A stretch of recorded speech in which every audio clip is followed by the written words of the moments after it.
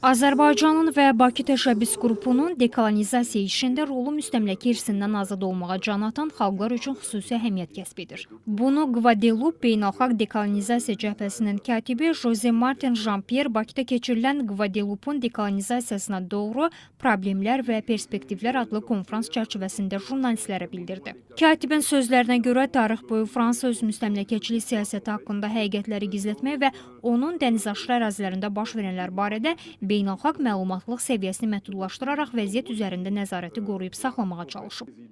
Əsas məqsədimizə Fransanın müstəmləkə dünyasından çıxmağa nail olmaq üçün bizə bu işdə kömək edə biləcək bütün azadlıq sevər xalqlarla əməkdaşlıq edirik. Azərbaycan və Bakı təşəbbüs qrupu bu yolda əsas tərəfdaşlarımız olub. Biz beynəlxalq konferanslar keçirməkdən başqa həmçinin hesabatlar dərc edirik, kitablar dərc olunur və müəyyən xüsusi hesabatlar BMT-nin institutlarına, misal İnsan Hüquqları Şurasına və İnsan Hüquqları Komitəsinə təqdim edilir.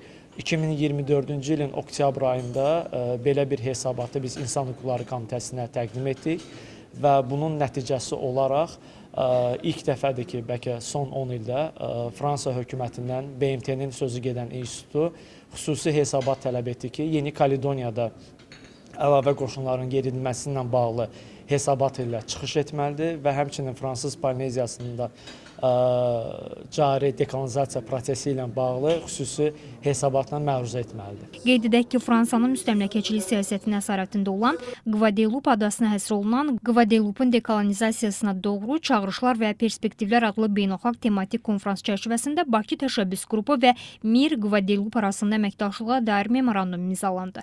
Memorandumu Bakı təşəbbüs qrupunun icraçı direktoru Abbas Abbasov və Mir Qvadelup təşkilatının prezidenti Beynəlxalq Dekolonizasiya Cəbhəsinin katibi Jose Martin Jean-Pierre imzaladılar.